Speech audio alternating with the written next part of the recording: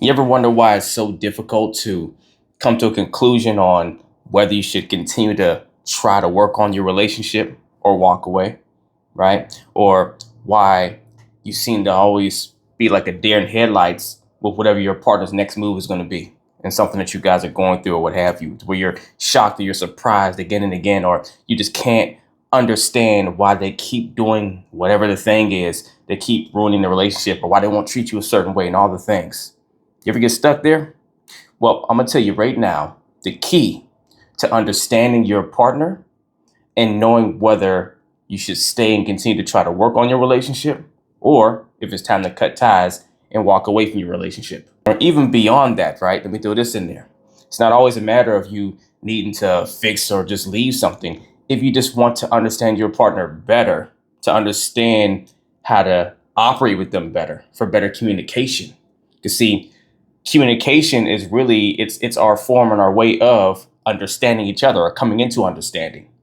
But the more you already know about your partner is the less communication required to understand them. Yes, you need to communicate to make sure you're on the same page of understanding about new things you guys are doing and talking about and new events happening. But as far as communication to just gain more clarity about them, the more you know about them already, the less of that dialogue is necessary. Now, when I say less of that is necessary, that doesn't mean just assume you know everything about your partner all the time. If you experience something that's confusing, then yeah, you got to ask questions, go have dialogue. Don't assume, oh, well, I'm a little confused by what they just did or that was a little odd, but I know this about them. No, if it doesn't make sense, go talk to them until it makes sense. If you're truly going to understand the actions of your partner today and what's most likely to come going forward from here to make a sound decision for your situation, then you need to look to and come to know the patterns of their past. Meaning, the more you study and the more you really get all the information and have more clarity about the journey, the road that your partner has come from, and all the nuances and all the pieces that is put together, the person that's in front of you, is the more you'll have much better clarity of the roadmap ahead as to what's likely to come from them on their end in your situation. And why? Because although our past does not determine or define our future, right? But our past patterns that we've kept up, that's become habits that have worked into who we operate as currently does, right? Yeah, your past, the things that happened before, that's just information. And you utilize that information to either improve yourself or continue to identify with the narrative that maybe doesn't serve you, or if it does serve you, you've been great, right? You keep being awesome. But ultimately, the past itself, what happened, doesn't have weight in your present unless you allow it to. And the way that we allow it to is by our conditioning. So that's the patterns you've continued, the repeat cycles that you continue to engage in or be a part of that still keep a lot of what the past has shown alive here and now. So a lot of times people get so stuck in the middle on what do I do and can this be fixable? Can I work this out with my partner? Are we going to be able to, turn the corner on this and really move past this? And, you start questioning, well, I know I'm going to try to do my part. I'm gonna show up, but I don't know if they're going to do their part. I don't know if they're going to, stay dialed in. I don't know if they're going to follow the solutions we've come to and what we've agreed on. I don't know if they're going to stick to the plan. So I don't know if I can fully trust it. Well, if you want to get more comforting or at least reassuring confidence in whether they're going to do that, or even be confident that they're not, so you know that you know what to expect and that you most likely need to walk away, look to their past.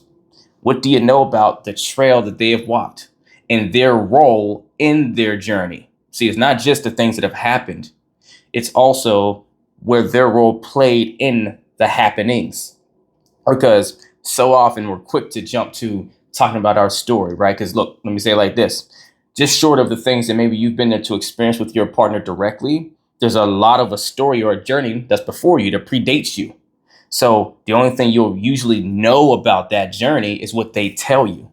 Or maybe if you happen to have dialogue with friends or family members that they have around, that kind of adds information in on something that your partner told you about to where it kind of cohesively adds up or whatever. There's some of that, but really you're just left to what people tell you, not what you got to witness with your own eyes. So because of that, and no matter how unbiasedly we try to tell stories from our perspectives, right? It's still from our perspective. It's still void of experiencing yourself outside of yourself. So when your partner is telling you things about their past, if you've asked, 'cause a lot of people don't even ask things about their partner's past. They don't dig. And I don't mean digging like you're looking for problems, right? But just really getting to know your partner on a deeper level. In order to do that, you have to understand where they've come from, right? And so some people don't even ask the deeper questions, don't get into the deeper dialogue, but some that even do, just they don't ask enough questions when their partner's telling them things. They'll say something and they'll just take it for all right, face value. Oh, wow. Oh, you went through that? Oh, that was horrible. That person did that to you. Oh, that's crazy, right? So what you want to get in the habit of doing is looking for the in-between pocket space. Well, maybe this person did treat them poorly, some ex or something like that in the past, or something did happen that was rough. But then you have to ask yourself, okay, what was your circumstance towards your partner, right? That allowed you to be around someone that would have done that, right? Or what was your role and why they were so upset and started trying to treat you hostile when it wasn't that way in the beginning, right? You have to learn where they fit into their own puzzle piece. Now, yes, sometimes in some circumstances, it's just by chance, right? It's like, you went in, you had the best of intentions with someone, and they seemingly had the same thing with you, and you wind up getting bamboozled or whatever happened. Like, that's possible. But even in there's a lack of awareness of the signs to look out for with the said person, right? So whatever the things are in that gap space, that's what you want to look out for. You want to start to notice what are the sequences that seem to repeat in my partner's past journey. What's the way that they responded to these moments? To how did they face that adversity, right? What was their recourse? In most of these stories, maybe they were done wrong by their exes or whoever, the people that tried to treat them poorly in the past. Maybe they were always the quote unquote victim. I don't like that word. I like survivor, but maybe they were victimized by these people. But then the question goes, okay, well, what did they do about it? How did they respond to it? Whenever said person was maybe treating them poorly or doing whatever that wasn't, so pleasant, did they just up and just run? Did they even address it? Did they have a conversation with them? Do we even know that the other person was aware that they were, providing this really bad experience that they were experiencing, right? What is your partner's patterns? What are their habitual habits, right? What is the thing that they do time and time again in different circumstances that kind of lines up to the person that they are today in front of you? Because that will tell you what they're most likely going to do going forward if you're facing obstacles and challenges with them. Because if your partner has a history in their past relationships of always running, right? So, and I'll put it like this in some better context so you can get it in real time how it may come off. Because someone that's been in relationships and let's say your partner has a habit of, being really nice and always trying to put other people first or trying to make them happy and don't want to rock the boat, right? So they, just try to be almost like a yes man or yes woman or what have you, or even though they don't like some of the things or they don't want to do some of the things. So they're now showing up in their past relationships or with other people, whether it's family members, friends, or even past, lovers, right? And they're always trying to make them happy, or even though if they don't want to do it, they do it so that it doesn't create this awkwardness. And so then those people start getting used to that kind of experience to where your partner has a habit of attracting people to them that will keep binging them because that works for them. And it kind of accommodates your partner's inability to live in their truth and just to go along with the flow and make everyone else happy.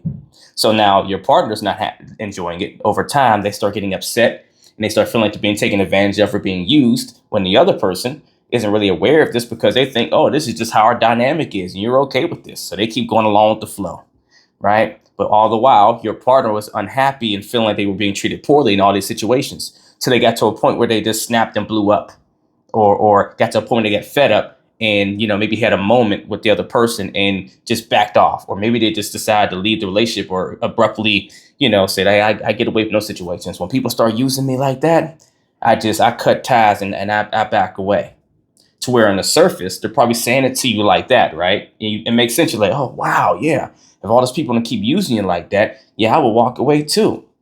But what they aren't saying is that they didn't speak up and voice that that's not something that they liked, right? They didn't feel comfortable saying that. What they're not saying to you is they have the habit of just going and doing for the other people, but never stopping and saying, here's what I require, to where they almost allow that dynamic to form the way it formed. They're not saying all that. And then they're not saying to you that they actually tried to have dialogue and talk through it and work through it, because they might have been able to salvage a lot of those relationships or turn them around for the better.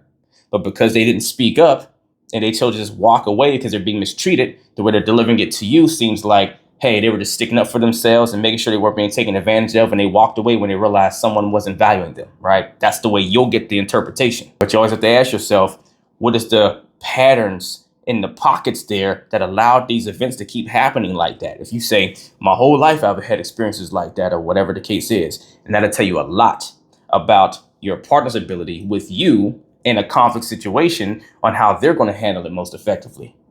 It'll give you some more insight as to, well, are you actually being transparent with me? Do you speak up about your feelings to me? If you have this past pattern of just doing for people until you get burnt out and you start feeling a way about getting burnt out and you feel like they're using you because you're not speaking up for yourself, are you not repeating that same pattern with me? So with these issues we're going through, is part of it because you're not speaking up and I'm not aware, and now I feel like I'm being attacked for something that you never really said, right? Or maybe your partner just avoids talking about the stuff altogether. They always shut down. And it's like, oh, are you repeating that same pattern with me now? Or are you just pulling back to where you maybe just walk away one day and you won't be here, right? That gives you a lot of clarity on whether it makes sense to keep trying with someone that you know has a habit to not actually work through the issue. Or it gives you great empowering information to know, okay, what can I go address with my partner and talk through something that I noticed that may be a struggle spot for them, so that we can salvage the relationship. So I can encourage them to speak up more, because it's going to help our dialogue and our communication and being on the same page better. And even lastly, one of the biggest and best things that look into your partner's past to understand their present, to know what's most likely to happen in the future with them, is even when it comes to you wanting to just understand the way that they operate, so that you can be more efficient as a partner to them, and then vice versa, right? Help pull out the better qualities in them to get a better experience from them, and you can provide a better experience to them, right? The more you understand what makes them tick and why. It is game changing when you do enough of a deep dive into the road they've come along to get to where they are today. If you need help learning the tools for the proper questions and dialogue and conversations to have, and how to review your partner's past to give you way more clarity and understanding here in the present, so you can make sure you guys have a bright and vibrant future to come, then email or DM me the word coaching and we'll get to work, as long as you're truly ready to put the work in. If you're not ready for one-on-one coaching, don't have the time or the space, then email or DM me the word revival to join my Relationship Revival Hub community. You can learn the same things I teach my clients one-on-one at your own pace, on your own time. Either way, do something to get in the race. Let's get it.